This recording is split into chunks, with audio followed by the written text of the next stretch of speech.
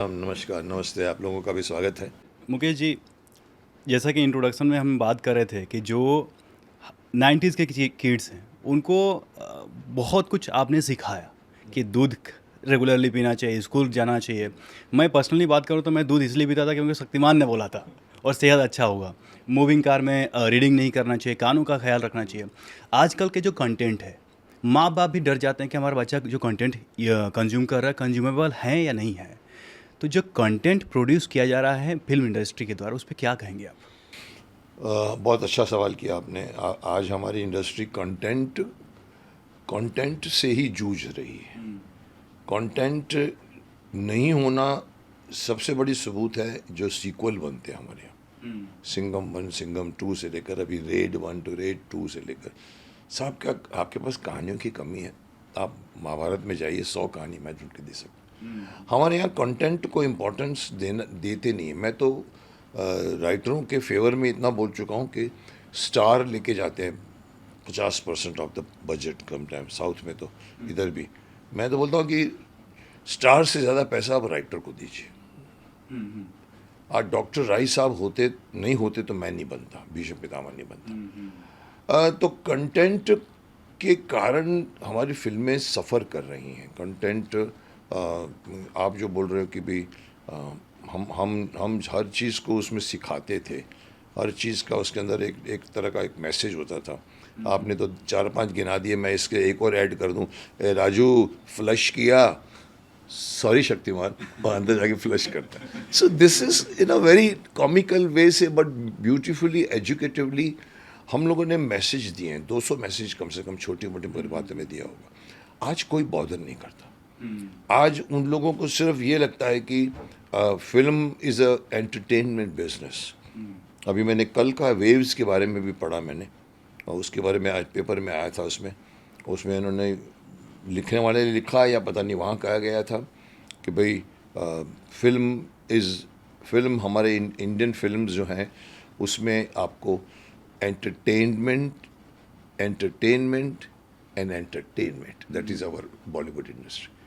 So basically they even don't understand कि सिर्फ entertainment नहीं है, उसमें एजुकेटिव प्लेटफॉर्म है बहुत बड़ा। यू आर राइट, हम सफ़र कर रहे हैं। हमारे यहाँ कंटेंट वाहियात हो रहे हैं, लोग सोच नहीं रहे युवा के बारे में, सोसाइटी के बारे में। सोसाइटी के बारे में। कोई अपनी रिस्पॉन्सिबिलिटी नहीं समझता, बोलता है वी आर एंटरटेनर्स। अरे एंटरटेनर्स तो साहब कैबरेट डांस करने वाले भी एंटरटेनर्स होते हैं। आप वो नहीं हो, आप प्लेटफॉर्म लेके बैठे हो। कलाकार हो। कलाकार के अलावा आपको मंच दिया गया है। आपका, आप जो बोलते हो, जैसे आपने भी कहा कि दूध पीना शुरू किया, कि यही कहानी मेरे को एक बहन ने आके कही थी। मैम बहुत शुक्र। दूध अच्छा नहीं लगता था आपके वजह से मैं दूध पीना स्टार्ट हाँ, किया तो था। ये एक और इंसिडेंट सुनिए। आप ही के बरादरी का लड़का था वो उसकी बहन एक आगे खड़ी हो गई कोई मेरी शूटिंग के दौरान। हम आपके बहुत शुक्रगुजार हैं। मैंने कहा क्या हुआ? बहुत ही शुक्रगुजार है। मैंने कहा बोलिए तो सही बहन जी, क्या शुक्र। हमारा बच्चा दूध नहीं पीता था, मारते थे, दूध नहीं पीता था। अभी 3 बार हंस के दूध पीता है, कहता है शक्तिमान ने कहा दूध पियेंगे तो शक्तिशाली बनेंगे। Then we realize our importance, our कि शक्तिमान की बात लोग सुनते हैं। हमने तो समझा आज के लोग अभी भी स्ट्रगल कर रहे हैं कंटेंट को लेकर। साउथ वाले अभी भी ओरिजिनल कंटेंट लेकर आते हैं। बॉलीवुड वाले थोड़े से पता नहीं, या तो कंटेंटेड हो गए हैं, इसीलिए देखो रिजल्ट उल्टा हो रहा है। पहले वो हिट होते थे, अभी वो हिट हो रहे हैं, अभी हिट नहीं होते। It's only content. Mukesh ji, Shaktimaan बंद क्यों हुआ? क्योंकि मैं एक कारण बताता हूँ, बहुत सारे अलग अलग रीजन्स दिए जाते हैं। 2004 में सरकार बदलती है, वाजपेयी जी की सरकार जाती है, और 2005 में, मार्च 2005 में आपका शक्तिमान बंद होता है। चूँकि शक्तिमान बहुत ही फीवेस्ट रेयरेस्ट शोज़ था जहाँ पर हम लोग ट्रेडिशनल वैल्यूज़ की बात करते थे, जहाँ पर हम लोग एथिकल वैल्यूज़ की बात करते थे, जहाँ पर हम लोग गाइडिंग प्रिंसिपल्स की बात करते थे। हम लोग जुड़े हुए थे अपने रूट से।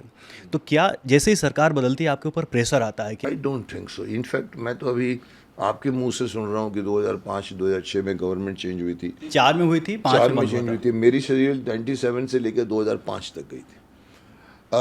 इश्यू गवर्नमेंट को लेकर नहीं था, इश्यू गवर्नमेंट पॉलिसी को लेकर हो गया था। मतलब हमने शक्तिमान जब बनाना शुरू किया तो हम 2 स्लॉट में थे। इधर शनिवार इधर मंगलवार। और कारण ये था कि शनिवार में स्कूल चालू हैं, तो मैंने वो उसने मुझे कहा सारमा जी डीजी हुआ करते हुए, Mukesh ji your idea is very good, you take any Saturday morning I will give you 104 straight. उस जमाने में 52। हाँ, मैंने कहा ये तो अच्छी बात है। उन्होंने सुना सुपर हमारे देश का सुर। फिर भी मैंने कहा सर लेकिन शनिवार को तो आधे से हमें शनिवार को तो स्कूल होते हैं बहुत लोगों के, तो कैसे देख पाएंगे। तो मैं कहा 1 मिनट दीजिए, मैं बाहर आया। मैं बाहर आके अपने एजेंसी को फ़ोन किया। मैंने कहा शनिवार को दे रहे हैं, कोई भी बोला टेक एनी अर्ली मॉर्निंग इन सैटरडे मॉर्निंग। तो उन्होंने कहा कि एक काम करो, अब मेरी एजेंसी हुआ करती थी वाइकिंग, अक्षय थे वो, बोला मुकेश जी आप कोई एक और नाइट में कोई और स्लॉट ले लीजिए, हम लोग पैकेज कर लेंगे। तो आई केम इन साइड रूम, आई सेड, वो उतर रहे थे, मैं लिफ्ट में साथ में गया उनके, फिर गाड़ी में बिठा दिया उन्होंने। मैंने कहा देखिए सर आप एक काम कीजिए, give me any night, okay, you take Saturday morning and I give you Tuesday 10:30 to 11:30। दोनों नॉन प्राइम टाइम को हमने प्राइम टाइम बना दिया। देवर बोथ वर नॉन प्राइम।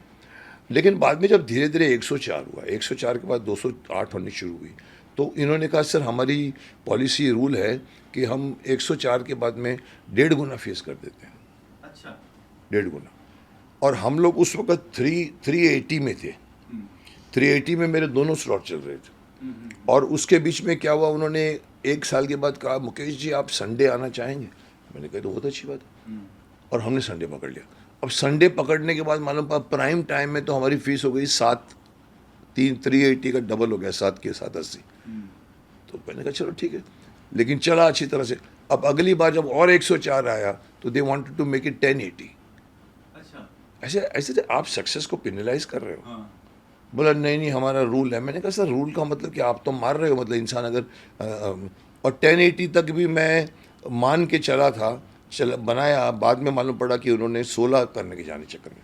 तो मैंने कहा सर इतना तो कमाई नहीं होगा। मैंने समझाने की कोशिश की, शर्मा जी भी थे, कोई और भी थे, नहीं माने, तो मेरे को बीच में से हटना पड़ा। मैं खुद हट गया। उसके ऊपर कोई गवर्नमेंटल का प्रेशर नहीं था। सर जैसा आपने अभी कंटेंट की बात की कि आज की जो फिल्म इंडस्ट्री है, बॉलीवुड है, उसमें कंटेंट की बहुत कमी है, और साउथ अगर देखा जाए तो अपने रूट से जुड़े हुए हैं।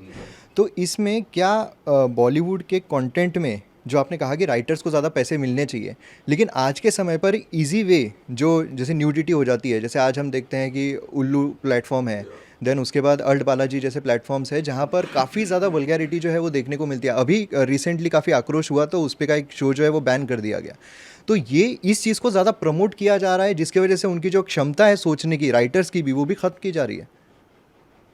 देखिए पहली बात तो जो आपने जो 2 नाम लिए हैं, उल्लू और समथिंग लाइक दैट, मुझे इसकी शिकायत थी कि बीच में कुछ 20-25 प्लेटफॉर्म बंद किए गए थे अश्लील जो कंटेंट वाले। इसमें ये रह गए थे 2, और मैंने पॉइंट आउट किया था। मैंने कहा ये क्यों रह गए। एक बालाजी की है, और उनको नहीं बंद कर पाए, कहीं ना बीच में कोई सोर्स होगा, आई डोंट नो, बट मैं तो चाहता था कि सबको हटा दो, बिकॉज ये पब्लिक का दिमाग ख़राब कर रही है। इन लोगों ने जो एक बना दिया है, लोग कहते हैं, एक प्रोड्यूसर कहता है मुकेश जी हम वही बनाते हैं जो लोग देखना चाहते हैं। मैंने कहा नहीं साहब, लोग देखते हैं इसलिए कि आप पेश करते हो। आप पेश करना बंद करो, कोई नहीं देखेगा। तो ये मत सोचिए, अच्छी चीज़ें भी चलती हैं विदाउट वल्गैरिटी। कितनी फिल्में के नाम मैं गिरा सकता हूँ। तो ये एक ईजी वे रूट पकड़ लिया है, क्योंकि नेगेटिविटी बिकती है। आप अश्लीलता डालोगे बिकेगी, लेकिन आपका ज़मीर होना चाहिए बनाने वाले का, और सरकार की जिम्मेदारी होनी चाहिए कि ऐसे कंटेंट हमारे युवा को ख़राब करते हैं, इसको अलाउ नहीं करना चाहिए।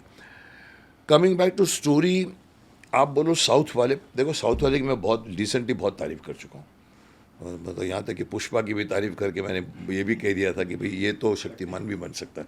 लेकिन अगेन साउथ का भी रिकॉर्ड देखो तो ज़रूरी नहीं है कि हर फिल्में अच्छी बनती मान, पर वहाँ पर की एक डेडिकेशन है। वो गारू गारू बोलते हैं डायरेक्टर को, गारू गारू मतलब सर सर सर, और एक तरह का उनका एक सीटी मारो पूरी यूनिट भाग के आती है काम करने के लिए। अगर जूनियर आर्टिस्ट बाहर घूम रहे हैं, हमको ढूंढना पड़ता है, कोई उधर लगा मोबाइल पे, कोई उधर लगा मोबाइल पे, अरे चलो जल्दी करो, शॉट रेडी होगा, शॉट रेडी होगा। मैंने देखा, I have done Vishwamitra with them, I have done one Tamil film, one Telugu, 2 Telugu film किया. I have seen them, they are very very dedicated to the work. चाहे वो डांस गाना हो या इवन सीन हो, वो काम करता है. प्लस उनके वहाँ पर हमारे धर्म से जुड़े हुए हैं.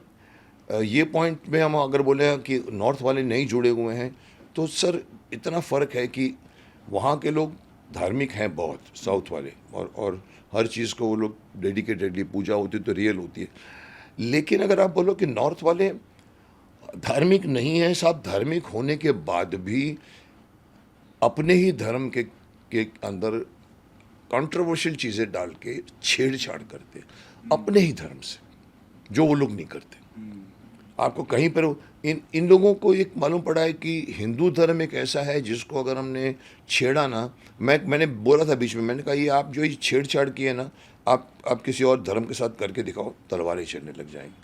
आपको लगता है हिंदू धर्म सहिष्णु है, बम करेंगे, लाला नहीं, ऐसा नहीं, वैसा नहीं, मुकेश खन्ना भी बिला बिला करेगा, पब्लिसिटी मिल जाती है, संधि हो जाती है, फिल्म रिलीज़ हो जाती है, फिर वो 5 करोड़ का बिजनेस खामखा का मिलता है उनको. उन लोगों को ये एक ईजी रूट मिल गया. एक को पनिश जब तक नहीं करोगे, अब बीच में काफ़ी लॉस करवाया, आदि पुरुष को देखो इतना करवाया, लेकिन उसके बाद भी अभी धीरे धीरे, जब मैंने कहा जब तक अगर आप उनको लॉस नहीं करवाओगे तब तक आने वाला आदमी हिम्मत करेगा. तो धर्म की छेड़छाड़ हिंदू वाले करते हैं. इसको देखने लिए धीरे धीरे हम जैसे लोग बोल बोल के कहीं ना कहीं जाग गया हिंदू. मेरे को किसी ने कहा सर आइए, ये बात आप पहले क्यों नहीं करते थे, ये बात तो सर अभी उस फिल्म कभी आपने अभी क्यों की. मैंने कहा ओए, जब जागो तब सवेरा. अभी हम जागे हैं तो तेरे को क्या प्रॉब्लम है, हम जागे हैं साहब. पहले सोशल मीडिया भी नहीं थी. या और कहीं ना कहीं ये भी एक नुकसान, ये भी एक रीज़न हो गया है बॉलीवुड की फिल्मों का. Bollywood is not a right word, but Hindi फिल्मों का, कि खामखा मेहनत नहीं करते, फटाफट जो बन जाए वो बना देते हैं. मीनिंगफुल फिल्में नहीं बनाते, मेहनत नहीं करते, फटाफट. और ऊपर से फिर एक जो चक्कर है स्टार. हालांकि ये हम नहीं कह सकते, रजनीकांत तो मैं तो बोलूँगा इवन अमित जी से बड़ा स्टार मानता हूँ मैं. वहाँ भी स्टार सिस्टम है, लेकिन वहाँ पर स्टार को लेकर स्टार के हिसाब से फिल्म बनाते हैं. बजट का 150 करोड़ की फिल्म में 60 करोड़ अगर एक आर्टिस्ट लेके जाता है तो फिल्म क्या बनेगी. वहाँ पर कहीं ना कहीं स्टार वालों को अपने पैसे कम करने चाहिए. अगर आपकी फिल्म नहीं चली तो पैसे कम करो, चलिए तो बढ़ाओ. लेकिन साहब उनकी इतनी प्राइस है आपको, तो उस चक्कर में क्या होता है कि स्टार को पहले साइन करते हैं, फिर बोलते हैं ओ यार वो सलमान है मेरे पास, यार कोई स्टोरी लिख. ऐसा नहीं होता. यहाँ शक्तिमान बना पड़ा है, हम ढूंढ रहे हैं शक्तिमान कौन बनेगा, तो उस पर सब्जेक्ट बनाओ और फिर स्टार को पकड़ो. पर सर जैसे हर जगह अभी जैसे ये जो ऐप है, यहाँ पर भी इतना ज़्यादा उस पर कंटेंट जो है वल्गैरिटी का वो जा रहा है. उसके पीछे एक रीज़न भी है कि एक्टर्स भी परफॉर्म करना चाह रहे हैं. जैसे अभी ये जो उल्लू ऐप पे जो अभी सीरीज़ थी, वो जब बैन की गई तो एक जो उसमें की एक्ट्रेस है वो आकर बोलती है, उसको डिफेंड कर रही थी कि हमें कुछ प्रॉब्लम नहीं है, तो आप लोगों को क्या प्रॉब्लम हो सकती है. आप अगर कहो कि ये वाले बन रही है उन एक्ट्रेसेस के लिए या एक्टरों के लिए, हमने उनका काम छीन लिया, ऐसा नहीं सब. तुम्हारे से बड़ी बड़ी एक्ट्रेसेस काम करके गए विदाउट वल्गैरिटी के. So what are you talking. तो ऐसा कोई एक सेगमेंट जो है कि एक्टर बनने के लिए अगर कोई भी आ रहा है, एक एस्पिरेशनल एक्टर है, तो अगर उसको काफ़ी टाइम हो जाता है, क्योंकि अब काफ़ी वक्त अपना वो फिल्म इंडस्ट्री में दे देता है, ऑडिशंस में, ये सब में, जब नहीं होता है तो एक टाइम ऐसा आता है कि घर पे भी पैसे भेजने या फिर कोई भी फाइनेंशियल कंडीशन है तो वो कॉम्प्रोमाइज़ करने लग सकता है. तो ऐसे सिनारियो में एक कोई प्रॉपर गाइडेंस कि एक्टर बनना है तो किस तरीके की रीच ही नहीं मिल पाती बाकी जो एक्टर बनने के लिए आते हैं, तो उसके लिए कोई सही तरीका अगर आप बता पाए तो. देखिए, न फिल्म बनाने का न फिल्म की सक्सेस का कोई फॉर्मूला है. अगर किसी को मालूम हो तो वो मल्टी बिलियनर बन जाएगा. वैसे ही एक्टर बनने का कोई रास्ता नहीं है. मैं किसी को बोलूँ आप इधर जाओ, फिर राइट टर्न मारो, फिर वहाँ से तीसरी गली में लेफ्ट मारो, ऐसा नहीं है. आपके यहाँ लिखा होना चाहिए, आपके अंदर प्रतिभा होनी चाहिए, आपने कुछ सीखा हो तो कैमरे के सामने परफॉर्म करोगे. हर डायरेक्टर एक्टर अच्छे एक्टर को चाहता है. तो अगर किसी को काम नहीं मिलता है तो वो ज़रूरी नहीं है कि उसके काम अवेलेबल नहीं है.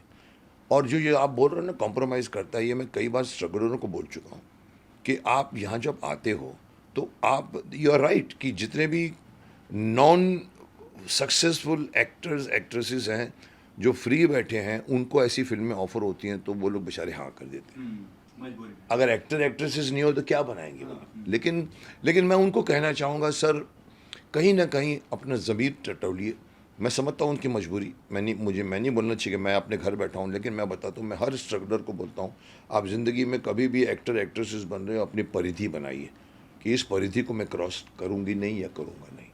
आप अपने घर में बोल कर आए होते हो, इसीलिए आपको ये होता है मैं भाग कर आई हूँ, बाप से भी झगड़ा था मेरा, मैं कुछ बन के दिखाऊंगी। वो लड़का लड़की जब ऐसी सिचुएशन में आता है कि उसको काम नहीं मिलता, कॉम्प्रोमाइज़ करना शुरू कर देता है, पार्टियों में जाता है, अफेयर्स होते हैं, कई अफेयर्स टूटता है, और उसके बाद में उसको ये डर रहता है कि मैं भी घर को नहीं बोलूँगी, और तब जाकर उस जगह में सुसाइड करने शुरू हो जाते हैं। कई सुसाइड मॉडलियों के भी, जिन लोगों को काम सडनली नहीं मिलता, मैं उनको हमेशा कहता हूँ कि आप जिस लाइन में आ रहे हो वहाँ पर गिरने पड़ने संभलने की और फिसलने की बहुत बड़ी जगह है। आप वहाँ जा रहे हो, मैं ओपनली समझाता हूँ क्योंकि मेरी तो इंस्टीट्यूट चलती है, तो मैं स्ट्रगलरों को कभी कभी बात करता हूँ। आप एक परिधि बनाइए कि मुझे by hook and crook actor नहीं बनना है, या मुझे बनना है। अगर बनना है तो ठीक है, आपको नहीं बनना है तो आपको जब सपोजिंग कोई आदमी ऑफर करता है, वो गलत इंडिसेंट ऑफर है, आप मना कर दीजिए। लेकिन उनको ये डर, मैंने कहा जब तक आप डिसाइड नहीं करोगे, वैसे ये देखो तो आपका कब पतन होगा मालूम नहीं पड़ेगा। यहाँ पर सब कुछ अवेलेबल है आपको, हम तो कहते हैं इवन कास्टिंग काउच भी बोलते हैं, लोग खुद बोलते हैं। मैं उनको बोलता हूँ देखिए आप पहले अपने दामों पे जिए। जिस दिन आपने डिसाइड कर दिया, सामने वाले आदमी ने कुछ कहा, थप्पड़ मार दो उसको, क्या होगा, ये वो फिल्म नहीं मिलेगी, लेकिन दूसरी 10 फिल्में और मिलेंगी आपको। मैं 8 साल खुद जिया हूँ। मेरी फिल्मों के सक्सेस ना होने की वजह से 78-79 का मुकेश खन्ना, जिसने रूही, वक्त के शहजादे, कैप्टन बैरी, दर्द दिल किया, जाके 89 में महाभारत आई। मैं बीच में 2-3 साल अपने ट्रेन में जाता था, अपने फैक्ट्री में जाता था, मेरी फैक्ट्री गोरेगांव होती थी, मैं मरीन ड्राइव से चुपचाप फर्स्ट क्लास में बैठ जाता था। 5 फिल्में कर चुका हूँ मैं, तो कोई ना कोई पहचानेगा, बोले सर मैं कोने में जाके सीट पकड़ के फर्स्ट क्लास में बैठ, आर यू, मैंने कहा no I am his brother. अब महाभारत आया मेरा। मैं सबको कहता हूँ कि आप ये मत सोच के गए कि मुझे बाय हुक एंड क्रुक बनना है, क्योंकि इसके ऊपर आपकी ज़िंदगी डिपेंड करती है। जिस दिन आपने कॉम्प्रोमाइज़ करके कोई रोल दिया, ज़िंदगी पर आप संतोष नहीं पाओगे। आपको आगे जाके याद आया यार मैंने उसके इतना घुटने टेक दिए पूरे के पूरे जाके फिर। और मेरी इसमें जो मेरा प्रिंसिपल है, मुझे पसंद है तो करूँगा, नहीं पसंद है तो नहीं करूँगा।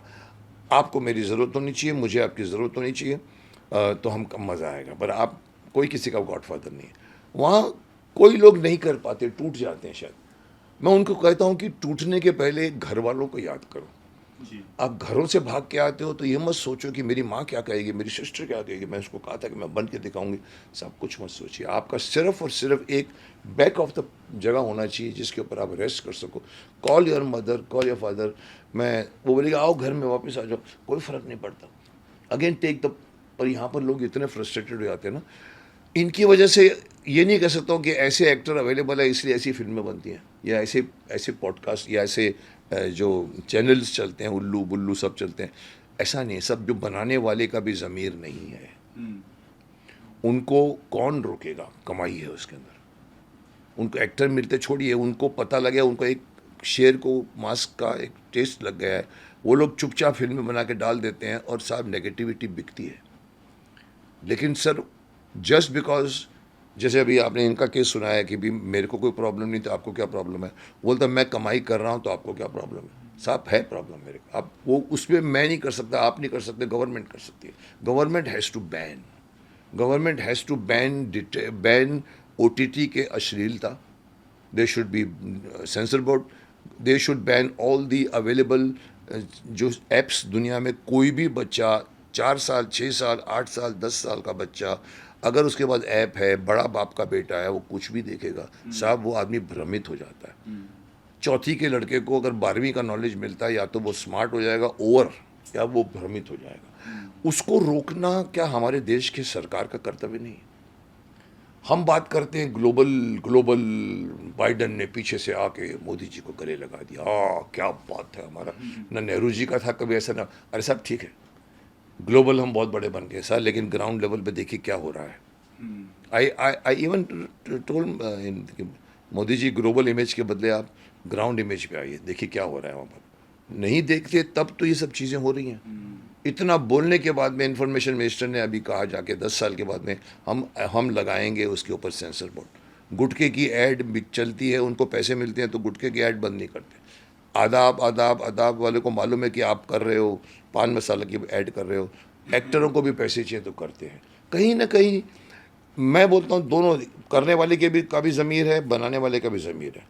अभी करने वाला बोलता है मैं करने को तैयार हूँ, मेरे को क्या कुछ प्रॉब्लम नहीं है, तो बोलेगा आओ साहब हमको तो वेलकम आई, वो बनाएगा। लेकिन साहब ये नहीं रुकेगा, ये नहीं रुकेगा, तो डंडा होना चाहिए ऊपर से रूम में। एक बहुत सारे रीजन दिए जाते हैं मुकेश जी कि आपने, मुकेश जी ने शादी इसलिए नहीं किया क्योंकि बहुत इन्फ्लुएंस थे आप भीष्म पितामह से। कितनी बात सही है? सर एक बार वो डायलॉग भी हो जाए। अरे साहब, भीष्म पितामह की वजह से मैंने शादी नहीं की है ऐसी कोई बात नहीं है, क्योंकि भीष्म पितामह के पहले ही मैं हीरो था।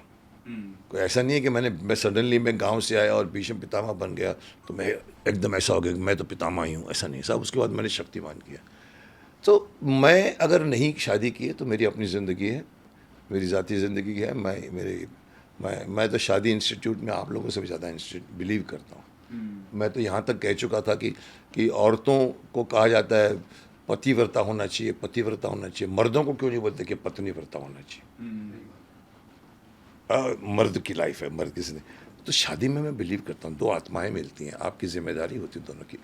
वो इंस्टीट्यूशन वेस्टर्न कल्चर से इन्फ्लुएंस होती जा रही है। क्या डायलॉग के मुंह से निकला आपके बीच में? किसके मुंह से निकला डायलॉग? सुना दीजिए। सर एक वो डायलॉग सर, वो जो प्रतिज्ञा थी प्रतिज्ञा ऐसी चीज़ है मेरे भाई, शायद मैं हर स्टेट में ले चुका हूँ। गूफी पेंटल, शकुनी मामा, हम सब साथ में होते थे और वो बाकायदा गोरखपुर से लेके लखनऊ से लेके इलाहाबाद में महाभारत की 5 लोगों की टीम, और गूफी पेंटल अनाउंस करता कोई है छत्राणी जो हमारे पितामह का ब्रह्मचर्य वो तोड़ दे, प्रतिज्ञा तोड़ दे। मैं लेता हूँ, वो इतनी ज़ोर से शायद होती है, मैं कई बार कह चुका हूँ कि ऐसा अगर मैं जगह जगह दोहराऊंगा तो मेरी शादी कहाँ से होगी। चलिए आपको सुना, आपकी प्रतिज्ञा, आपकी आशंका आधारहीन नहीं, इसलिए मैं इस अजगर का मुंह भी कीट लेता हूँ। हाँ, ये सच है कि मुझे अपने वंशज की ओर से वचन देने का कोई अधिकार नहीं, परंतु मैं वंशहीन तो रह सकता हूं दाशराज। इसलिए मैं गंगा पुत्र देवव्रत चारों दिशाओं, धरती और आकाश को साक्षी मानकर आज ये प्रतिज्ञा करता हूं, आजीवन ब्रह्मचारी रहूंगा, जीवन भर विवाह नहीं करूंगा, वंशहीन ही जीऊंगा और वंशहीन ही मरूंगा। ये मेरी अखंड प्रतिज्ञा है। अब उसके बाद शादी कैसी होगी मेरी? कई बार मैं बोल चुका हूँ, मैंने कहा आप लोग सुनवाते हो, मैं बोलता हूँ, बट अगेन तो कहीं ना कहीं इन्फ्लुएंस थे आप इस कैरेक्टर से? मैं सर इस कैरेक्टर को महाभारत के थ्रू नहीं जाना, मैं महाभारत पढ़ के बड़ा हुआ हूँ। मेरे यहाँ पर आपको मिलेगी गीता प्रेस गोरखपुर की दो दंश। मैं बचपन में तीर कमान के चक्कर में पड़ गया, सर्प बाण मारा उसने। वहाँ हम लोग को ऐसे पतंग में से कांडी निकालते थे, बिल्डिंग में रहते थे हम लोग मरीन ड्राइव पे, और वो अलमारी के पीछे वो छिपा हुआ है, वो छिपा हुआ, फिर तीर मारते थे। तो अर्जुन, मैं कर्ण, तो ये मेरे वो। सर मैंने महाभारत पूरी पढ़ी है। महाभारत का ज्ञान मुझे महाभारत सीरियल करने के बाद नहीं हुआ। I am one of the very few people in the unit of Mahabharat, Chopra साहब की, who knew more than others. अच्छा। हु यूज्ड टू टेल कि सर ये है, जयद्रथ कौन था, शिशुपाल कौन था, छोटे छोटे कैरेक्टर से लेके। लेकिन मैं कहूँ कि मैं भीष्म पितामह मुझे नहीं पता था तो गलत बात है, बट हाँ भीष्म पितामह कौन थे वो लोगों को अभी पता चला महाभारत के बाद, क्योंकि लोग महाभारत में अर्जुन को जानते थे, भीम को जानते थे, द्रौपदी को जानते थे, ज़्यादा से ज़्यादा बोलेंगे तो कृष्ण को जानते थे, लेकिन पितामह थे उसमें। वो बोल्ड ओल्ड वो प्रतिज्ञा लिया था, फिर परमाणु विषय में शो गए थे वो। हमने जब बनाया तो लोगों को मालूम पड़ा अरे ये तो पितामह ये थे, क्योंकि डॉक्टर साहब ने लिखा ना पूरा, और जो पंडित नरेंद्र शर्मा ने इतना पूरी उनके प्रस्पेक्ट में 5 जनरेशन दिखी। I came to know more of Bhishma definitely through serial, but मैं अपनी मदर फादर की सेवा कर चुका हूँ। I believed in the character when I was offered, and again I would tell you, ये मेरी डेस्टिनी में करने का लिखा हुआ था। उन्होंने मेरे को भीष्मा ऑफर नहीं किया था, उन्होंने मेरे को दुर्योधन ऑफर किया था, जो मैं मना किया। तो बाद में मुझे अर्जुन नहीं मिला, कर्ण नहीं मिला, जो मेरी चॉइस थी। द्रोणाचार्य हाँ बोल गया क्योंकि एक ही रोल बचा था, और वो रोल मैं नहीं कर पाया अल्टीमेटली, बिकॉज डेस्टिनी में मुझे आयुष्मान भव करना लिखा था। तो द्रोणाचार्य आ गया। 28-29 साल के थे। ये फिट था कैरेक्टर आपके लिए? सर मैंने जब छोटा था तो महाभारत किया, मैं बड़ा हो गया तो मैंने शक्तिमान किया 10 साल के बाद। 160 साल की उम्र है भीष्म पितामह की। जैसे मैंने कुछ साल थिएटर भी किया है, तो हमेशा जो डायरेक्टर रहते थे, जब थिएटर हम डायलॉग्स बोल रहे हैं तो वो कहते थे कि आपके एक्सप्रेशन आ रहे हैं, आपकी बॉडी लैंग्वेज आ रही है, लेकिन वो चीज़ आपके आँखों से नहीं दिख रही। और सबसे इम्पोर्टेंट होती है आँखें, जो एक्टर होता है। और आँखों में तभी दिखता है जब आप दिमाग में वो चीज़ सोच रहे हो, जब आप कन्विक्शन हो। तो आपकी जो आँखें हैं, जब आप वो कैरेक्टर कर रहे थे तो इतनी ज़्यादा बोलती थी कि एक्चुअल में सही में भीष्म पितामह लगते थे। तो देखो, इसका एक करेक्ट मैं आपको एक्सप्लेनेशन दूंगा। इसी कैरेक्टर को लेकर ही चलो बात कर सकते हैं। मैं हमेशा कहता हूँ आंखें जो होती है मन का दर्पण होती है। आंखों में ही अगर आदमी झूठ बोल रहा है तो आंखों में पकड़ा जाता है। क्योंकि लेकिन अभी देखो, अगर इस कैरेक्टर की बात करो जिसका नाम भीष्म है, आप बताइए आज का कौन सा लड़का अपने बाप, चलो मान लो आज की कहानी में कोई बड़े बड़े घराने में बोलो या किसी घर में जहाँ पैसों की कमी नहीं है और फादर को किसी पर प्यार आ जाता है और फादर शादी करना चाहता, सपोजिंग सेम कहानी, उसका लड़का है जो उसका वंशज है, उसका जो बनने वाला है, पूरी की पूरी लेगेसी उसके पास है, उत्तराधिकारी वो बनने वाला है, और उसका बाप को सडनली किसी पर प्यार आ जाता है और वो शादी करना चाहता है। और इसके बाद अगर आज के लड़के को मालूम पड़े, आज का लड़का तो ये सब चीज़ों के लिए बहुत छोटी सी बात है, बाप को कहे चल आप फिक्र मत करो, आप करो, मैं और लेकिन वो कभी ये नहीं कहेगा कि बाप के लिए मैं तो चलिए शादी छोड़ दूंगा, बट मैं बाप के लिए अफेयर नहीं करूंगा। आज का कोई बच्चा नहीं बोलेगा ठीक है मैं आपके लिए शादी नहीं करूंगा, बट ठीक है मैं रहता हूँ अपने हिसाब से। यही बात के लिए दाशरथ ने कहा था, अरे सर वो तो ठीक है कि आप अपने बोल देते हो कि चलो मैं शादी नहीं करूंगा, लेकिन आपकी अगर कोई संतान हुई तो ये बात शांतनु को भी लगती है और वो बोलता है पिताश्री ये प्रतिज्ञा भी मेरी है और इसका परिणाम भी मेरा है। तो आप कहिए कि आज का मैं आज की बात क्यों कर रहा हूँ, क्योंकि एक्टर आज का है, उसको इसको बिलीव करना पड़ता है, और जो बिलीव नहीं है आपके चेहरे पर आ जाएगी, आपके अंदर डिसबिलीव चेहरे पर दिखेगा, जो आप बोलते हो आंखों से मालूम पड़ता है। सही बात है। नसीरुद्दीन शाह, मुझे याद है हमारे इंस्टीट्यूट में साथ में पढ़ते थे हम, क्या मुकेश ये पेड़ों के इर्द गिर्द घूमते रहते हैं हीरो हीरोइन है, टट टट टट टट टट टट टट। तो एनएसजी का लड़का, दाढ़ी वाड़ी लगा, मैंने देखा, मैंने कहा ये एक्टर बहुत अच्छा है, और मैंने कहा ये फंसेगा जाके आगे, जब उसको इस तरह के रोल मिलेंगे ना तो वो कैसे करेगा। डिसबिलीफ यहाँ आती, कैमरा आपके नाक पे पहुँच जाता है। साहब नसीरुद्दीन कैरी कर गया, हीरो लाल जैसे फिल्म आपने हीरो बनाया, दाढ़ी वाड़ी। अब वो बिकॉज अच्छा एक्टर था, लेकिन एक अगर बुरा एक्टर है, अगर वो कंफ्यूज्ड है उस कैरेक्टर के बारे में, वो कंफ्यूजन उसकी आंखों में दिखेगी। इसीलिए आज का कोई लड़का शायद नहीं बोलेगा कि मैं बाप के लिए शादी तो छोड़ो, मैं अखंड ब्रह्मचर्य का पालन लूँगा, लड़कियों से कोई मेरा संबंध नहीं रहेगा। साहब नहीं मिलेगा कोई, और इसीलिए मैं भी उन्हीं में से हूँ एक। लेकिन आप साहब मानने के लिए मैं इस पर बिलीव कर गया कि हाँ ऐसा लड़का हो सकता है, क्योंकि या तो मैंने महाभारत पढ़ी थी, या तो मेरे संस्कार भी घर में अच्छे थे। फादर को मैं हॉस्पिटल लेके जाता था, मदर को भी लेके जाता था, मैं घर का सबसे छोटा लड़का, सब काम मेरे पे आ जाते थे। मेरे को वो रोल को समझने में, करने में और इवन परफॉर्मेंस करने में एक सेकंड के लिए भी मेरे चेहरे पर डिसबिलीफ नहीं आया। इसीलिए आप देखिए प्रतिज्ञा में जो एक जोश है और हाथ ऊपर जाते हैं, और वो है, वो हो गया। रात को 2:30 बजे शॉट दिया हमने, रात को 2:30 बजे एक शर्ट में ओके हो गया, एक टेक में। और वो भी कैसा, पूरा झोपड़ी का सेट लगा था, इधर नहर, इधर वो लेक, फिल्म सिटी की लेक है, तो ठंडी, सब लोग ऐसे करके बैठे थे। मेरे शाल के कपड़े रेशम के और वो खुले, और मैंने जब कर लिया, उन्होंने फिर वो ऊपर से ऐसे पंखा फैलाया था जोर से, और चोपड़ा साहब one of the very few scenes जहाँ वो आए थे, तो जैसे ही ख़त्म हुआ ये मेरी अखंड प्रतीक, तो 3 कैमरे चल रहे थे। मैंने कहा पापा जी मेरे दोनों हाथ उठ गए ऐसे, जबकि लिखा हुआ किताबों में है कि मैं प्रतिज्ञा करता हूँ, ये एक फ़ोटो मशहूर है। ओए यही चाहिए था मेरे को, यही है। और इट बिकेम लाइक कि प्रतिज्ञा करना हो तो ये करो।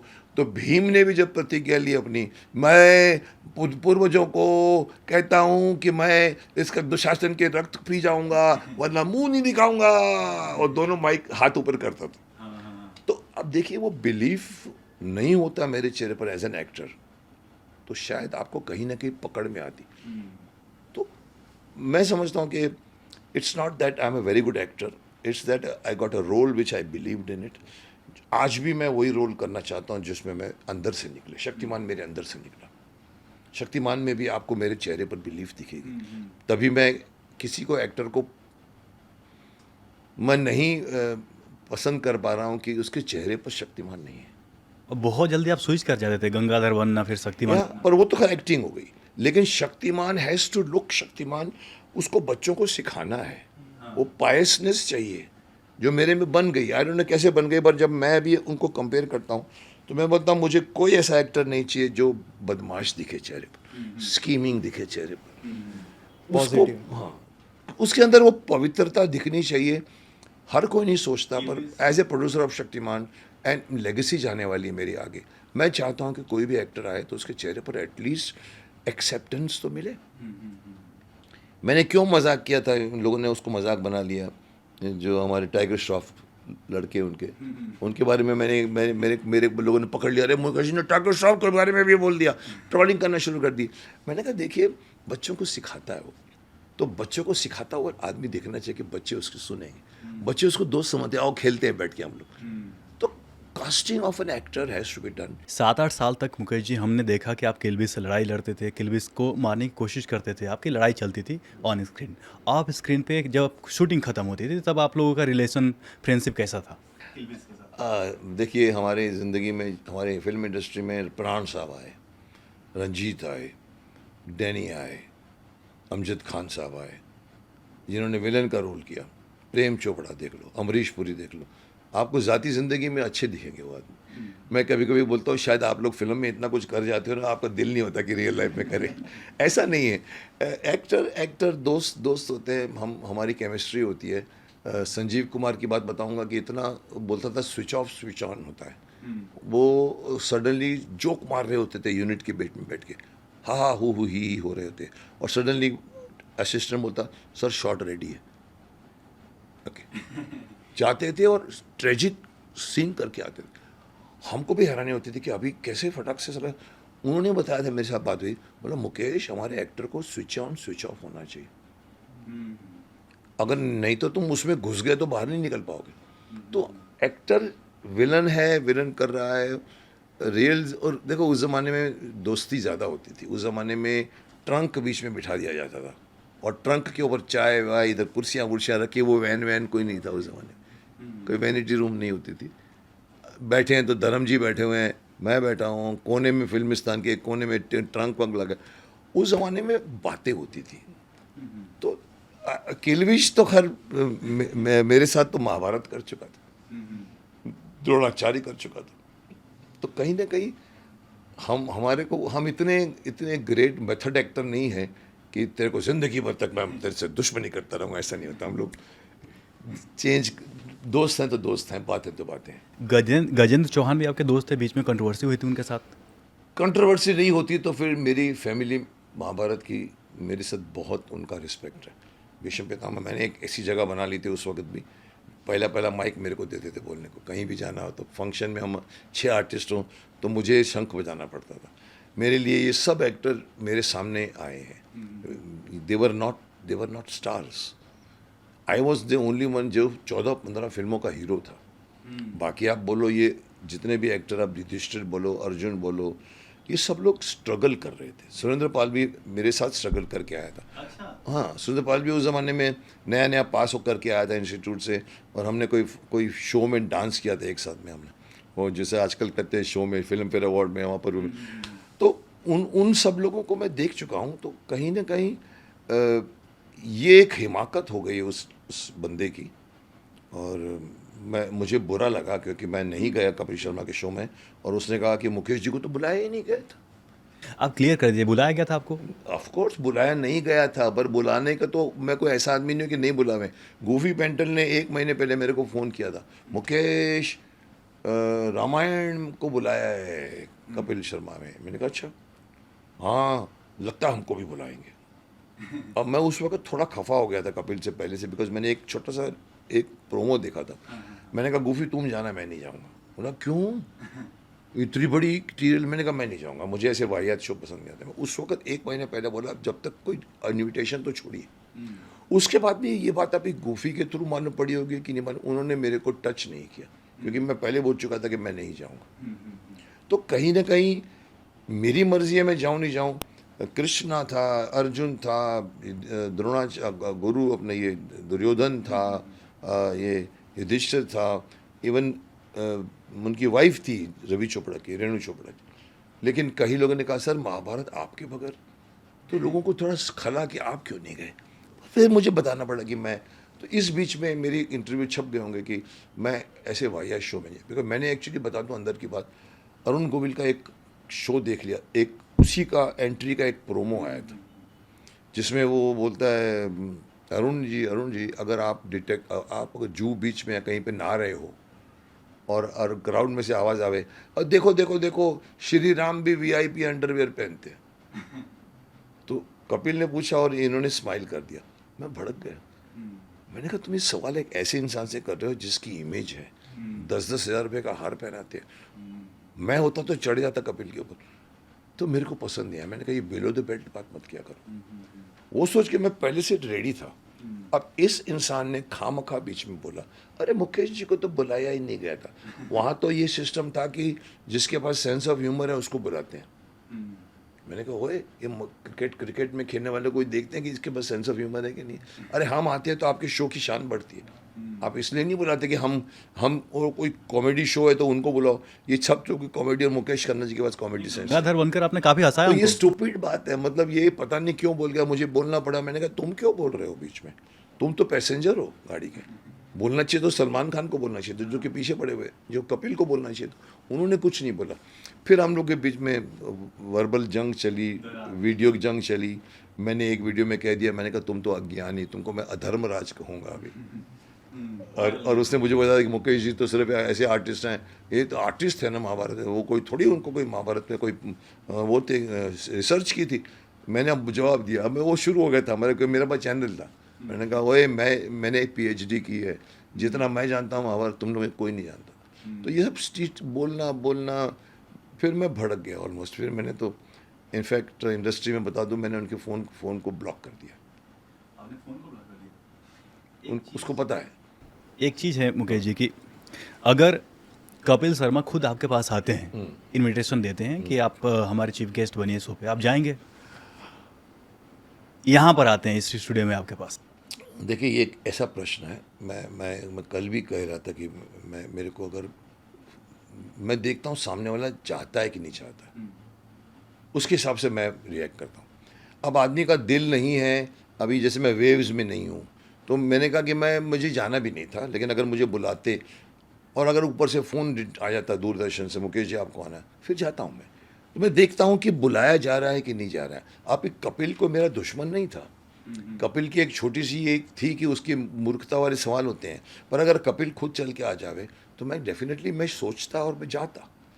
लेकिन ये ऐसा हुआ कि वो कुछ नहीं बोल रहे हैं और एक बंदा जो ट्रेन में बैठा हुआ है और वो बोले जा रहा है कि अरे मुकेश जी को तो बुलाया ही नहीं गया था। वो सोनी वाले देखते हैं कि किसमें सेंस ऑफ ह्यूमर होता है, उसको बुलाते हैं। अमिताभ बच्चन और आपके बीच रिलेशन कैसे हैं? हम लोग 6-7 बार मिल चुके हैं। कभी लंदन से मैं आ रहा होता हूँ तो वो फर्स्ट क्लास से बाहर निकलते हैं, मैं बिजनेस क्लास से निकलता हूँ, दोनों गेट पे खड़े हो जाते हैं। अरे अमित जी कैसे हो, मेरा हाथ में कंधे पे होता था, कैसे हो, ठीक हूँ मुकेश। किसी फंक्शन में मिले, हेलो हाय। किसी ने हमको कास्ट करने का सोचा नहीं, जबकि लोग बोलते थे कि मैं कॉपी करता हूँ उसके, जो मैं भड़कता था उस ज़माने में। मैं बोलता था अगर अमित जी मेरे बाद आते हैं ना तो आप उनको बोलते कि आप मुकेश खन्ना की कॉपी कर रहे हैं। ये मेरा फेस है, मेरी स्टाइल है। मैं कॉलेज में प्ले कर चुका हूँ, FTI में जा चुका हूँ। मेरी ये एक्टिंग की स्टाइल, डायलॉग की स्टाइल यही है। अब वो कहीं ना कहीं मेरी हाइट, बॉडी, आवाज़ मिलती है तो उसको कॉपी नहीं बोलते। तो ये पॉइंट को लेकर हमारे बीच में कभी भी कोई फिल्म साथ में नहीं की हम लोगों ने, कहीं नहीं हुआ। बाकी he is a great actor, he is a very very dedicated actor. मैं उनकी तारीफ़ करता हूँ हर चीज़ की, लेकिन मैं थोड़ी सी शिकायत करता हूँ कि इतने भी ऐड मत करो। हर चीज़ की ऐड होती है कहीं ना कहीं। बाकी उनके साथ मेरे बहुत अच्छे रिलेशन हैं हम लोग बात, बट लोगों ने उठा दिया कि मुकेश खन्ना का करियर ख़त्म कर दिया जब उन्होंने एक बार कहा कि ये मेरी कॉपी करता है। अरे ऐसा थोड़ी होता है, करियर उस डायलॉग से ख़त्म होता है। आप लोगों को मसाला बनाने की बहुत आदत है, आपके पास इंस्ट्रूमेंट है, बना देते हैं कि मुकेश खन्ना का करियर, एक सेंटेंस अमित जी का बोला उन्होंने, ऐसा नहीं है। बाकी ये समटाइम आई वंडर कि किसी ने आज तक सोचा क्यों नहीं हम दोनों को दो भाई बनाने की। सर जैसे अभी रणवीर सिंह जो है उनकी बहुत इच्छा थी कि वो शक्तिमान प्ले करे, तो क्या रीज़न थे कि आपको वो फिट नहीं लगते हैं शक्तिमान बनने के? अगेन मैं वो बात रिपीट करूंगा जो अभी थोड़ी देर पहले मैंने कहा था, शक्तिमान में शक्तिमान दिखना बहुत ज़रूरी है। ये एम कैरेक्टर नहीं है। लोगों ने कई लोगों ने कहा था सर वो बहुत अच्छे एक्टर हैं सर, उन्होंने गली किया है, गली बॉय, ये किया है, वो किया है, वो किया है, इतना कुछ किया। मैंने कहा इवन अलाउद्दीन खिलजी भी किया है उन्होंने, इवन उन्होंने वो भी किया है अपना बड़े बड़े जो पद्मावती का रोल। मैंने कहा ये सब रोल से शक्तिमान अलग है। क्यों? क्योंकि इसमें एक्टर चाहिए, उसमें एक्टर प्लस फेस चाहिए, एक्टर प्लस इमेज चाहिए, ज़ाती ज़िंदगी की इमेज भी बीच में आती है। कौन शक्तिमान है? अगर मैंने कोई कॉन्शियसली अपनी ज़िंदगी में अच्छे काम किए हैं ऐसा नहीं बोलूँगा। मैं अच्छा हूँ इसलिए अच्छा हूँ, मैंने इसलिए नहीं किया कि नहीं मुझे, हाँ मैं नहीं करूँगा, सिगरेट नहीं पीता हूँ, दारू नहीं खा पीता हूँ, आज तक कभी ज़िंदगी में मैंने अल्कोहल नहीं चखा। दैट डज़ नॉट मीन कि ये सब चीज़ें मैं इसलिए करता हूँ कि मैं शक्तिमान हूँ। बट शक्तिमान कौन बनेगा उसके पीछे अगर आपकी बैक इमेज ख़राब है वो बीच में आएगी। क्योंकि you need a yogic super hero जिसने बच्चों को सिखाया है, पूरी जनरेशन बड़ी हुई है, उसके चेहरे पर अगर चेहरे पर अगर थोड़ा सा उसका शैतानपन नज़र आवे, स्कीमिंग फेस नज़र आवे, he is too good, he will be a very good Kilvish if you ask me. उसका फेस मिलता है, उसका फेस यहाँ पर, मैंने कहा यहाँ पर मुझे फेस भी चाहिए, एक्टर तो चाहिए पर शक्तिमान के लिए एक्टर प्लस इमेज चाहिए। ज़िंदगी में आप हर तरह के ऐड कर रहे हो, आप उछल कूद करते हो, आपकी इमेज वो है। मैं मानता हूँ, कई लोग बोलते हैं सर कुछ फ़र्क नहीं पड़ता सर, अच्छा एक्टर कर जाता है। मैंने कहा अच्छा एक्टर दुनिया भर के रोल कर जाएगा लेकिन शक्तिमान नहीं कर जाएगा, क्योंकि शक्तिमान यूनिक है और वो हमारे देश का पहला सुपर हीरो है। उसकी लेगेसी जानी है आगे जाके बच्चों को। तो maybe I am stupid, I don't know, I have my own way of thinking. हम लोग जब बचपन में थे मुकेश जी तो अपने क्लासेस को बंक मारते थे, देखते थे शक्तिमान। हमारे पास पैसा नहीं होता था लेकिन शक्तिमान जरूर देखते थे। और हम बड़े हो चुके हैं, पैसा भी आ चुका है, थिएटर भी जाने को तैयार है। नहीं, मुझे ऑडियंस की कमी नहीं है, मुझे मालूम है जिस दिन शक्तिमान आएगी सब देखेंगे। अब मैं कितना खरा उतरूँगा या सोनी वाले कितना खरा उतरेंगे। मैंने एक बार कमेंट पास किया था, मुझे कई लोगों ने कमेंट में लिखा sir sir sir sir Avengers आ गए हैं सर, 10 अवेंजर्स हैं, आयरन मैन, स्पाइडरमैन, बैटमैन, दुनिया मैन, सर शक्तिमान की शक्तियाँ बढ़ाइए सर आप। मैंने कहा ओए, इनमें से कोई भी जितना है ना उसकी शक्ति शक्तिमान से ज़्यादा नहीं। शक्तिमान के अंदर अंदरूनी शक्ति नहीं है, पंचभूतों से बना हुआ है, वो गन नहीं यूज़ करता, उसकी उंगली में रेज है, उसकी आंखों में रेज है, वो कुछ भी कर सकता है। तो मैंने कहा शक्ति वक्ति बढ़ाने की कोई ज़रूरत नहीं है।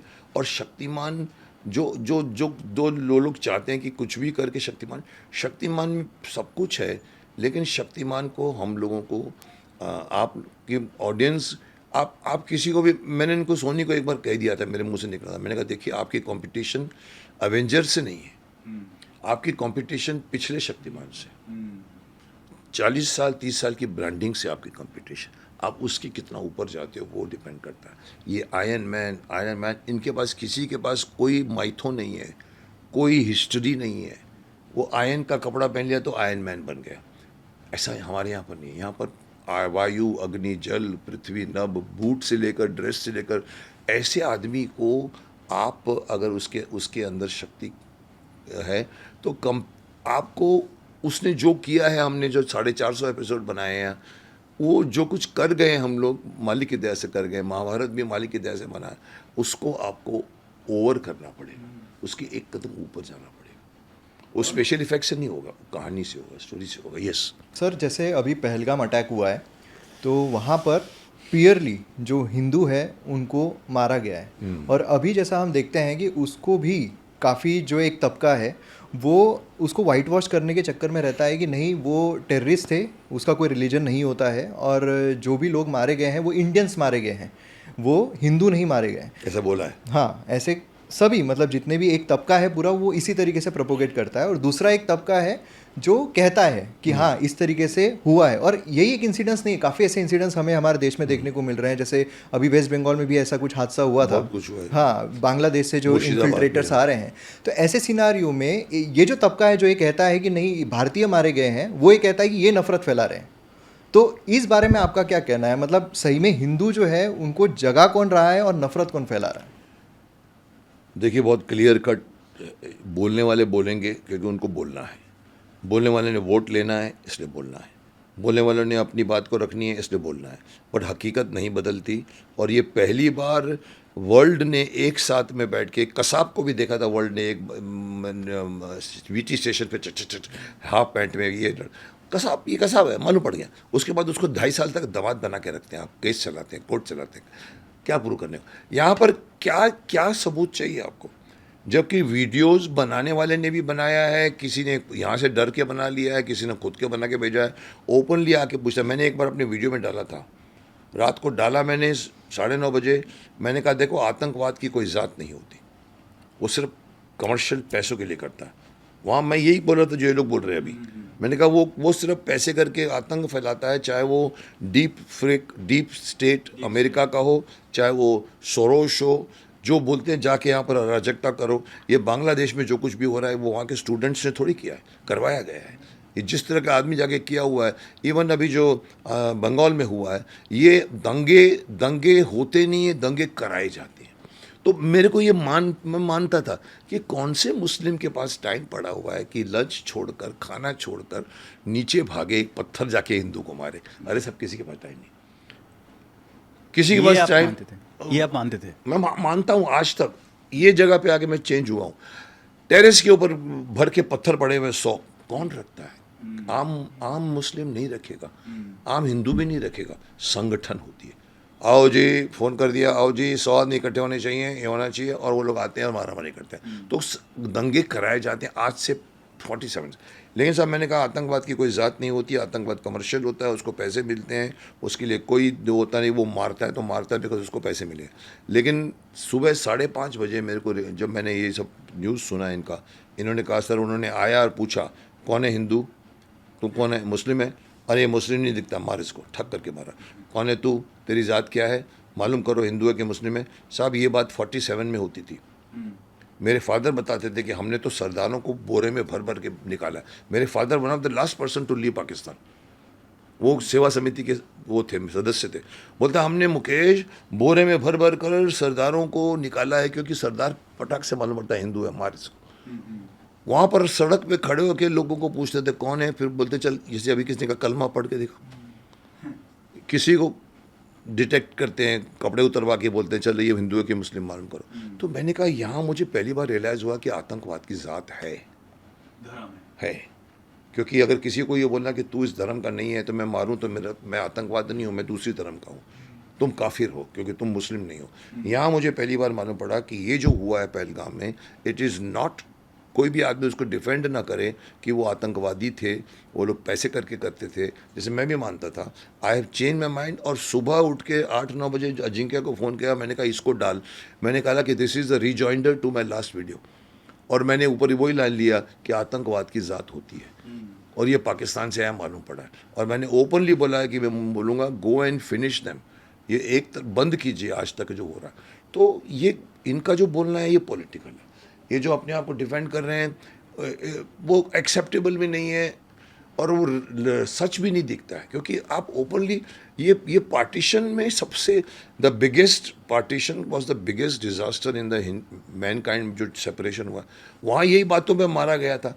आज आप अगर आप आज आके मारते हैं ना, ढ हो रहा है सालों से मारते ढ जैसे, लेकिन आप पूछ रहे हैं तू कौन है, हिंदू है? अरे साहब, हिंदुस्तान में रहकर आपको हिंदू बनने की सज़ा, 80 करोड़ के ज़्यादा 100 करोड़ के हिंदुओं के हिंदुस्तान, ये हिंदुस्तान है साहब। मैं बोला अपने, मैंने कहा ये हिंदुस्तान है, यहाँ हम हिंदू रहते हैं। और आके अगर कोई आदमी पूछता है तो हिंदुस्तान में भी रहकर आप कोई पूछेगा कि तू हिंदू है कि मुस्लिम है, तो गलत है। It is definitely a separatism, it is definitely धर्म टू धर्म की वॉर। पहली बार मैंने कबूल किया है कि अब यहाँ पर आपको जो करना है करिए, बंद करा दीजिए इस तरह की घटनाओं को, क्योंकि इनोसेंट आदमी बेचारे पिकनिक मनाने वाले लोगों को सुरक्षा नहीं मिली, शर्म की बात है। सर आपके लिए जो सेक्युलरिज्म है, क्योंकि अब तक जो भी हमने देखा हुआ है, जो मैंने अभी जिस तबके की बात की, उनको खासकर लेफ्ट विंग आइडियोलॉजी जो है वो कहा जाता है एट प्रेजेंट, कि वो ज़्यादातर जो आइडियोलॉजी है जो डिफेंड कर रहे थे अभी जो हादसा हुआ पुलवामा में, तो ऐसे सिनारियो में जो अब तक हमारे ऊपर सेक्युलरिज्म थोपा गया है अब सेक्युलरिज्म जब जब वो हम सबको कुछ नहीं बोलते तो हम सेक्युलर हैं, और जब बोलते हैं तो हम सांप्रदायिक माने जाते हैं। मुस्लिम धर्म 200 सालों से भी ज़्यादा, 300 सालों से ज़्यादा कहता आया है कि जो मुस्लिम नहीं है वो काफिर है। वो बोलते हैं तो उसको हमको सांप्रदायिक नहीं बोलते हम उसको, क्यों? क्योंकि हमको 60 सालों में वोट चाहिए था। तुष्टीकरण के चक्कर में कांग्रेस ने कभी भी उस बात को पकड़ा नहीं, और जब बीजेपी खड़ी हो गई या हिंदू खड़ा हो गया तो बोलते हैं अरे आप तो नॉन सेक्युलर हो गए, अरे साहब आप तो सांप्रदायिक हो गए। अरे बाबा मैं भी वही कर रहा हूँ जो वो लोग कर रहे थे, आज मैं पहली बार अपने धर्म की रक्षा कर रहा हूँ और धर्म मेरा है, तो उसमें कहाँ से सांप्रदायिकता आ जाती है? हम करें तो नहीं है नॉन। और हमारे से बड़ा सेक्युलर वर्ल्ड में कौन है जिसने 800 सालों से लेके ज़्यादा मुस्लिमों से लेकर जाके अंग्रेज़ों को जाके लेके हमारे यहाँ पर हर धर्म को रहने दिया गया हुआ, चाहे पारसी होवे, चाहे वो सिख हो, चाहे सिख तो हमारे बने हैं, लेकिन हमने कभी जूस आए हैं बाहर से, हमने उनको रहने दिया है। आप भी आए हो, रहने को आए हो, रहने हमारे में कभी भी आप मत बोलो कि हम लोग असहिष्णु या सहिष्णु जो आप बात करते हैं, ऐसा कुछ नहीं है। बट कहीं ना कहीं आपको समझना पड़ेगा कि आपकी कमज़ोरी, आपकी क्षमा, 18 बार मोहम्मद गजनबी अटैक करता है, छोड़ दिया जाता है, 19वीं बार आके पकड़ के मारता है आपको। पृथ्वीराज चौहान को भी ऐसे हुआ। हमारे यहाँ पर ये जो गलती है, क्षमा क्षमा क्षमा क्षमा बंद करिए, अभी बहुत हो गया, क्योंकि आपने सबको देख लिया। यू मस्ट डिफेंड योर धर्म, यू आर नॉट। मैं तारीफ़ करता हूँ मुस्लिम धर्म की, अपने धर्म की रक्षा करते हैं, आप सीखो उनसे। पूरा का पूरा तबका जाके जुम्मे की नमाज़ पढ़ता है पूरे वर्ल्ड, पूरे हिंदुस्तान में। आप सर कभी सैटरडे, कभी संडे, कभी मंडे, मैं बोलता हूँ उनसे सीखो। और किसी एक दिन जाके आप पूरे का पूरा 80 करोड़ जनता जाके बैठे वहाँ पर ऐसे ओमकार का जाप करे, तब मैं बोलूँगा कि आप एक हैं। हमारी भी एकता नहीं है। तो हमारे को ये लोग लपेटते हैं कि सर आप तो एक गाल पे मारा दूसरा गाल देने वाले आदमी। अरे साहब वो पहले था, अभी नहीं है। अभी हम जागे हैं तो जागे हैं, बिकॉज हमारे को ये गलत कहना कि यहाँ पर हिंदू मुस्लिम सिक्योर नहीं है, जो कोई भी स्टेटमेंट करता है, मैं बोलता हूँ आप क्या मूर्खता की बातें करते हैं। कौन सिक्योर नहीं है? वो किसको पूछोगे तुम जाके? ये जाके मरता है उधर, वो मर रहे, इधर इधर मरे, और आप बोलते हो कि हिंदू सिक्योर नहीं है साहब, अपने ही देश में नहीं है। तो कहीं ना कहीं सेक्युलरिज्म की परिभाषा बदलनी पड़ेगी। हम अपने धर्म में, ये हिंदू राष्ट्र है, आप सब लोग वेलकम है, रहो यहाँ पर, लेकिन एक राष्ट्र हमारा हिंदू रहेगा। जैसे आपका जो जैसे डायलॉग डिलीवरी रहती है, तो उसमें आवाज़ का एक बहुत बड़ा योगदान रहता है, और आवाज़ से जो आपकी कन्विक्शन निकलती है, शक्तिमान है तो जब शक्तिमान बोले कि दूध पीना है तो पीना ही है, तो ये जो आपकी आवाज़ है, तो इस पर आपने वर्क किया था या आपको ऐसी ही आपकी आवाज़? मैं असलियत बात करूँगा आपके साथ, छुपाने की कोई बात नहीं है। मैं कई बार कह चुका हूँ कि एक्टिंग का 60% वॉइस होता है। राजकुमार जानी साहब, जिनके घर शीशे के होते हैं वो दूसरों पर पत्थर नहीं बरसाया करते। साहब आप उसकी आवाज़ को अगर आप बिना उसके फेस देखे भी सुनो ऐसे करके, आपको एक एक वर्ड समझ में आएगा। और हमारे यहाँ पर ऐसे चंद एक्टर हैं, जल्दी करिए, जा कहाँ गया लगा था, आता क्यों नहीं? They are not bothered about their delivery. Rajkumar जानी को मैं उनकी अपनी एक स्टाइल बन गई आफ्टर वक्त, पहले ऐसा नहीं बोलते थे, लेकिन साहब मैं तारीफ़ करता हूँ कि उसकी आवाज़ में खनक है, क्लैरिटी है। आप नहीं भी देख रहे हो तो भी सुन सकते हो, वो आवाज़ होती है। मैं आपको ये कह कर हैरान कर दूंगा कि मेरी पहली, जब मैं एक्टर नहीं था, जब मैं बीएससी पढ़ रहा था, जब बड़े भाई मेरे जग्गी भाई, उनको एक्टर बनना था और उनको एक्टर बनने नहीं दिया, फादर ने शादी करा के फैक्ट्री में बिठा दिया, मेरे पीछे पड़ गए वो। तो मैं बीएससी के बाद फ्री हो गया था थोड़ा था, तो मेरे को लेके एक्टर, तो वो मैं जब बात करता ना तो वो मेरे को क्या, मैं उधर कल क्या पकौड़े तलते हो तुम, धीरे से बोलो। मैंने अबे मेरे को जब आप जिसको डेस्परेशन है उसको बोले पकौड़े मत लो, ऐसा बोलो, मैं आपको कह रहा हूँ तो सुबह पढ़ के अखबार पढ़। मैं हैरान कि भाई इसमें क्या फ़र्क पड़ता है मैं अगर ऐसा बोलूँ। Then he made me do something जो आई बाद में सफ़र किया उसका, बोला सुबह उठ के अखबार पढ़ा कर, कल नरेंद्र मोदी जी ने वहाँ पर जाकर इनाग्रेशन किया, ये किया, तो मेरी आवाज़ में क्लैरिटी आ गई। इंस्टीट्यूट में मुझे शंभूनाथ जी ने पकड़ा, हम लोग सब बैठते थे, चल सब लोग बोलो, वो नोट करते थे, ये नाम, ये फनसुख लद्दाखी, ये शक्ति कपूर, नसीरुद्दीन शाह, मुकेश खन्ना, ओल्ड आदमी, योगा टीचर, एंड हम कुछ बोलते थे, वो नोट करते। फिर बाद में बोलता मुकेश तुम्हारा जॉ स्टिफ है। मैंने कहा जॉ स्टिफ, अब याद आया कि जगी बागी करने में मैंने ये करके रखा था।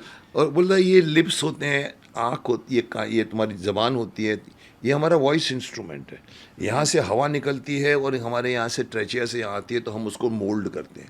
नेज़ल भी आता है बीच में, उसमें दांत भी आता है, ज़बान भी काटती है उसको।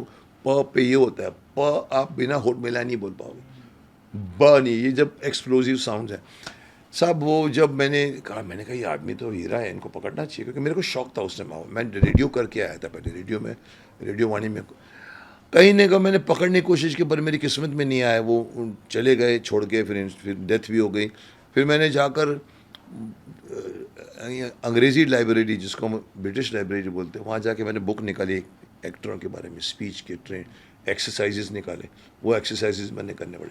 यूसी आपकी आवाज़ जो होती है ना, अब आप किसी को फ़ोन करते हो तो आपने हेलो किया, हाँ मयूर बोलो, कहाँ से पहचाना? आपकी आवाज़, ये आपको भगवान ने दी है, इसको क्वालिटी बोलते हैं।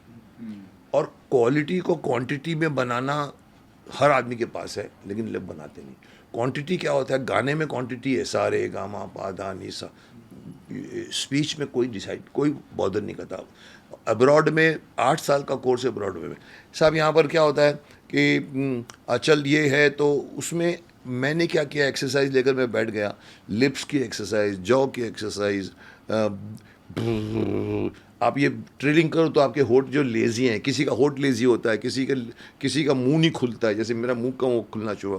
किसी का नेज़ल होता तो इतना नेज़ल होता है कि 5वीं मंजिल से गाना गाते हैं पूरे का पूरा, नीचे नहीं आता। हमारे यहाँ तो मैंने उसके ऊपर अकेला टेरिस पे आता था, मरीन ड्राइव पे, और मुझे याद है मेरे बारे में कभी मशहूर हो गया था कि ऊपर जाके मैं, एक एक्सरसाइज होती है वॉइस थ्रो करने की, तो वो मैं करता था आ आ आ आ आ आ आ आ आ आ। नीचे वाले बिल्डिंग वाले बोलते ये क्या करता मुकेश, कबूतरों को बुलाता है कि क्या करता। सो मेरी आवाज़ कल्टिवेटेड है, और मैं हर आदमी को कहूँगा कि देखिए हमारे यहाँ पर कई एक्टर ऐसे हैं, मैं क्रिटिसाइज़ नहीं करूँगा, अपनी आवाज़ से प्यार करने लग जाते हैं। किसी को भगवान ने वो कोई क्वालिटी, अगेन भगवान ने किसी को बेज आवाज़ दी है। मुराद साहब, रजा मुराद, अमिताभ जी बोलो या बोलो, अरे चल जल्दी करो, अरे मेरे चाय किधर है, चाय ले आगे तो, अरे इधर आ, मेरी पेंट किधर है। वो 10 मिनट में आपको लगेगी आवाज़।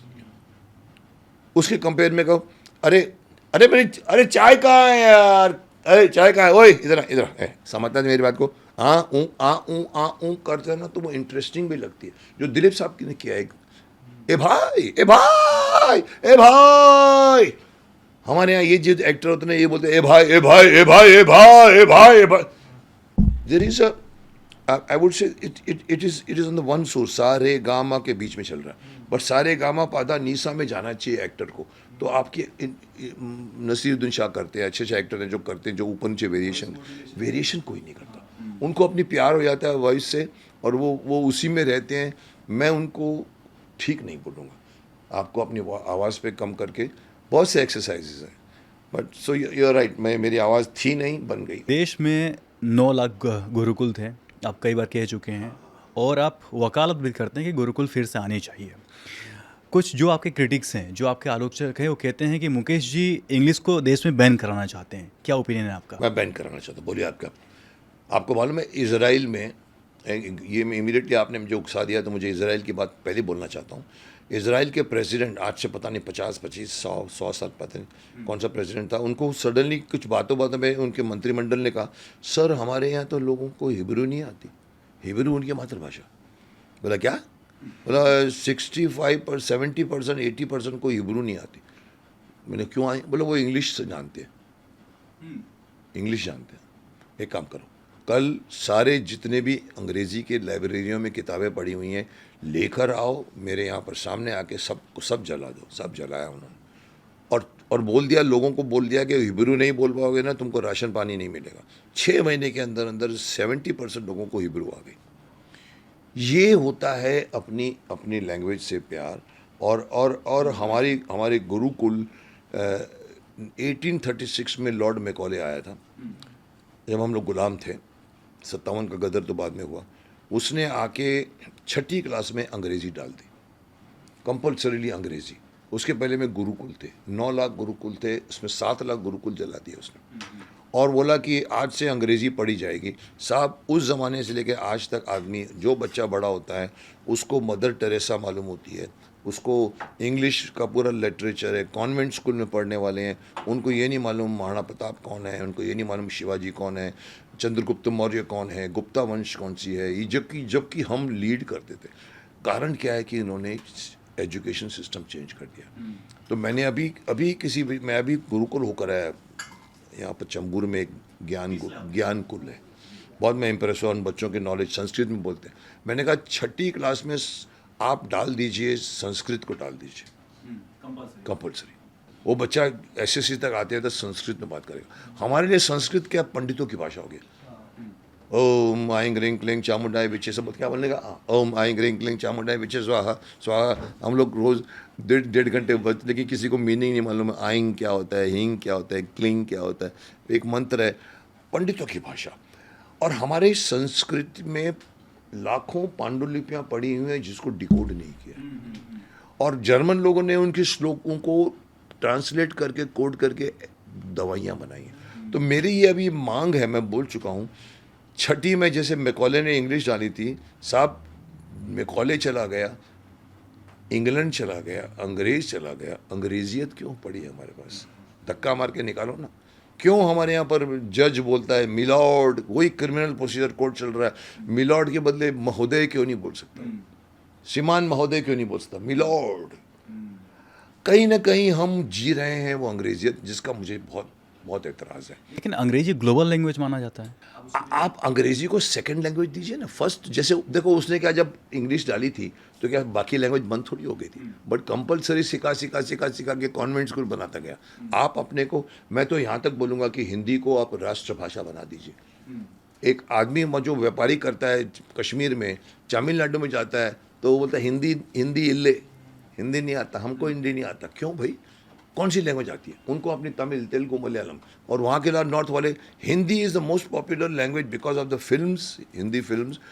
एक ऐसी भाषा बनाइए कि एक व्यापारी पूरे देश में घूमे तो उसको कॉन्फिडेंस हो। इंग्लिश नहीं आती आपको, बच्चा घबराता है, ऐसे खड़ा रहता है। मैं हिंदी स्कूल से निकला हुआ, सेंट जेवियर्स कॉलेज में मैंने BSc की है। मेरे को एक सेंटेंस बोलना था, आई वॉन्ट टू ज्वाइन संगीत मंडल।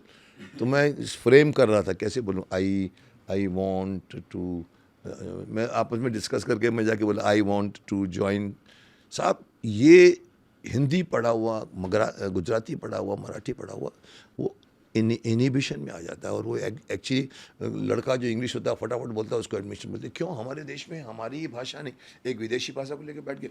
फिर आपको ये नहीं है कि भाई आप बोलो संस्कृत पढ़ोगे तो आपके पास ये गुरुकुल, टॉक अबाउट गुरुकुल ना।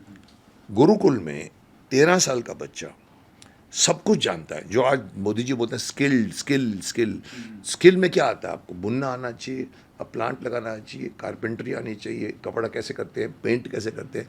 साहब BSc तक का लड़का, मैं BSc कर चुका हूँ, LLB।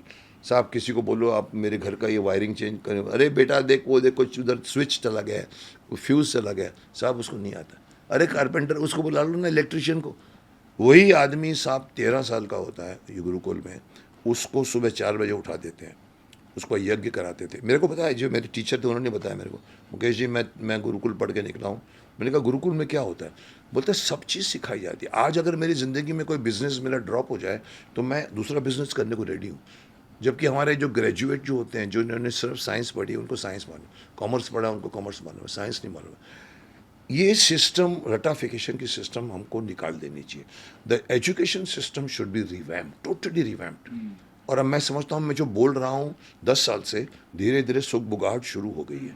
मैंने एक बार कहा था कि ये तुम साले लोग क्या है, ऐसे बच्चों को ऐसे चढ़ा के ले आते हो, लगता है पे पहाड़ चढ़ रहे हैं, किलो के हिसाब से बुक्स लेके आते हो।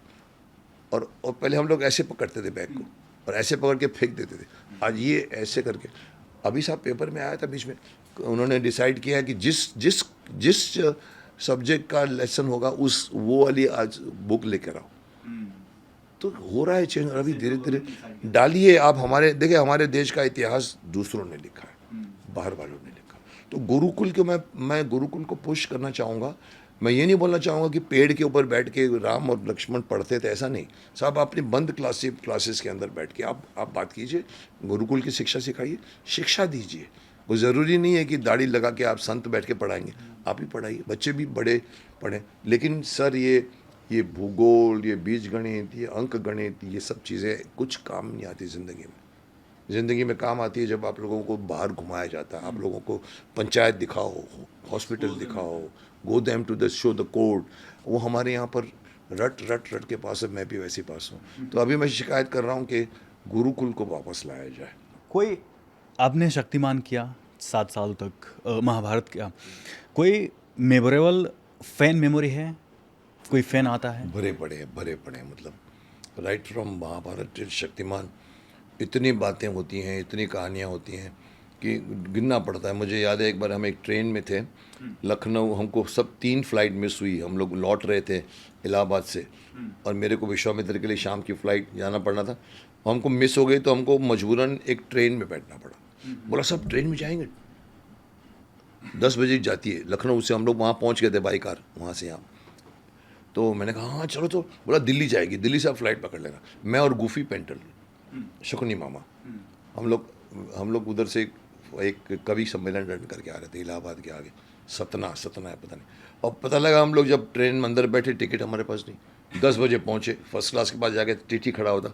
हम बोले हाँ ये फर्स्ट क्लास है, टिकट हाथ में कुछ नहीं है। तो मैंने इनको बताया, मैंने कहा ये प्रॉब्लम है मेरे को। अरे आइए ना, अरे पितामा जी, और उस वक्त शायद मैं देवव्रत था, पता नहीं क्या था। पितामा आइए ना सर, आपको, अरे पूरा हिंदुस्तान आपका है। और दोनों को लेकर अंदर घुसा दिया, मैं और शकुनी। हम लोग खुश। फिर पहले वाले कंपार्टमेंट में 20 मिनट तक वो तारीफ़ करता रहा। अरे साहब आपने क्या किया, अरे साहब आपने कमाल, अरे साहब आपने दुनिया को ये कर दिया। मैंने कहा पर सीट जगह तो दो, बर्थ। तो बोला वो हो जाएगा सर, फिक्र मत करिए। 20 मिनट के बाद कोई आदमी आके कान में कुछ बोला उसके, टीसी को। तो बोला मुकेश जी वो ऐसा है पितामा कि वो उधर लास्ट कंपार्टमेंट में कोई बंगाली कपल है, बच्चे साथ में है, उसके बच्चे। वो बोलते हैं हम पितामा को तो देंगे, हम शकुनी को नहीं। मैंने कहा देख साला तेरी इमेज क्या है, देख साला। तो फिर मैं गया, मैंने कहा चल ठीक है। तो उन्होंने मिठाई भी खिलाई, और उनका जो होता है ऊपर की बर्थ थी। मैं दिल्ली में मैंने कहा ये इसका देखना शकुनी। बोला इसका कर देंगे, फिक्र मत करो।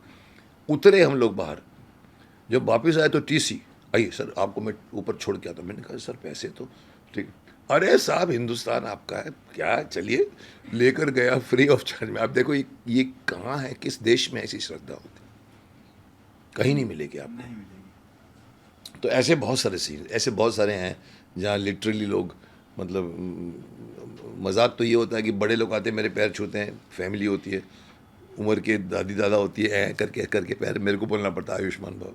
और साथ में बच्चे होते हैं, वो मेरा कोट पकड़ के बोलते ए उड़ के दिखाओ ना। So these are true images. Modi सरकार से, क्योंकि आप सपोर्ट भी करते हैं बीजेपी को, मोदी सरकार 10 या 11 साल से देश में रूल कर रही है। कितनी शिकायतें हैं, और जो आपकी आशा थी उस पर खरी उतरी है मोदी सरकार? देखिए मोदी जी से मेरा संबंध पुराना है। मैं कई लोगों को नहीं बताया मैंने आज तक।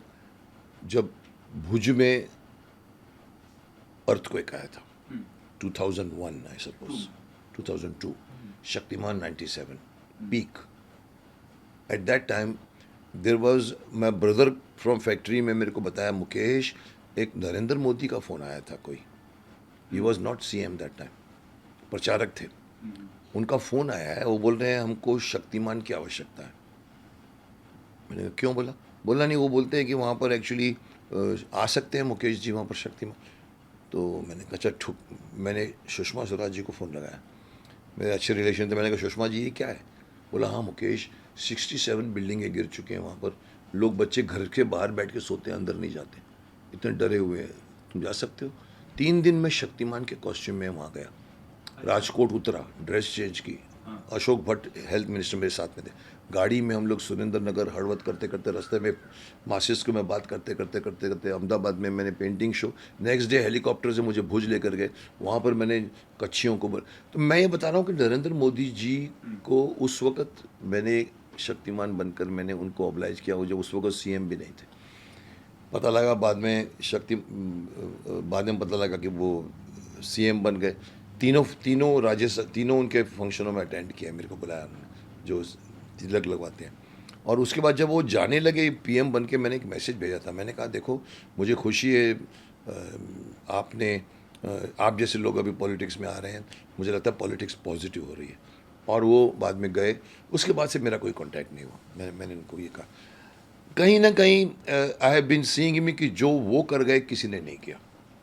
ग्लोबल इमेज जो उन्होंने की नेहरू जी ने भी नहीं की, इंदिरा को भी छोड़िए किसी ने नहीं की।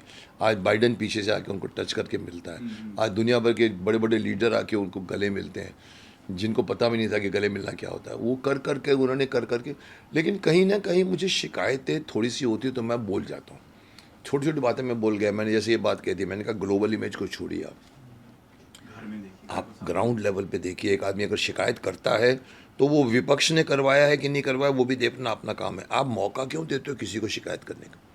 एक्टिवेट ऑल योर कॉरपोरेटर्स की तुम्हारे हर एरिया में जाके बात करो, वो नहीं होता ऐसा। आज छोटे छोटे शिकायतें हर आदमी करता है, कहीं ना कहीं आग तो होगी।